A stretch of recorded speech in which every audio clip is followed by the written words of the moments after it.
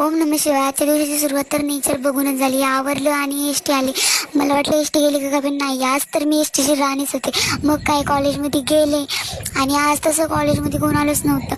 आज आमचं होतं एच पीचं प्रॅक्टिकल. मी ॲप्रॉन वगैरे घालून बसले, पण वर्गात बघा आमच्या लॅबमध्ये तर कोणच नव्हतं. मग फायनली हळूहळू यायला लागली. मी लवकर जाते ना एस टीने आणि मग प्रॅक्टिकल झालं आणि मग स्टँडमध्ये आले तर माझ्या बहिणीनंतर मला दिसल्या, आधी नाही दिसल्या. आणि मग काय बसले एस टीत, त्यांच्यासाठी जागा पकडलेली. नंतर बहिणींसोबत कासोडीला उतरले, मग ऑक्सफर्ड बसमध्ये गेले आणि मग बघा त्या असल्या डेंजर ना कोणाची गाडी थांबवतात. आणि मग त्यांच्यासोबत मस्तपैकी अशी विहिरी बसून वरती मजा मस्ती करत आले. आणि हे बघा गाडीत गाणे का गाणीत गाडी हेच कळलं नाही मला. मग काही आले आणि 3 दिवस मैत्रिणीला भेटले नव्हते. मग काय माझ्या तनूला भेटले, जराशा गप्पा गोष्टी मारल्या, खूप सपोर्टिव्ह आहे ती.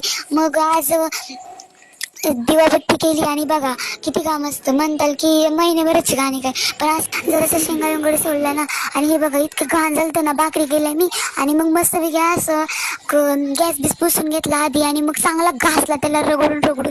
आणि बेसिन पण असलं खराब झालं ना, वास येत होता त्याचा. मग काय आवरलं आणि कधी कधी आमचं बेसिन लीक होतं, मग त्याला गरम पाणी ओतायला लागतं. मग थोडंसं गरम पाणी ओतलं म्हणजे ते कसं सगळी घाण जाते त्यातली घाण आणि मग आहे ना वास वगैरे येत नाही.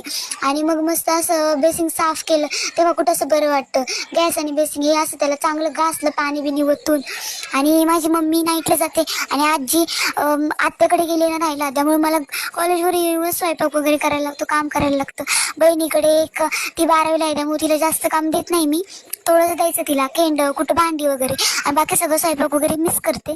आलं आणि नंतर माझी युनिव्हर्सिटीचं प्रॅक्टिकल एक्झाम, परत थेरी एक्झाम आली. बळबळ कसं तरी आवरायचं पटकन आणि अभ्यास करायचा. आता हे म्हणताल, आता हे बहिणीला ठेवलं.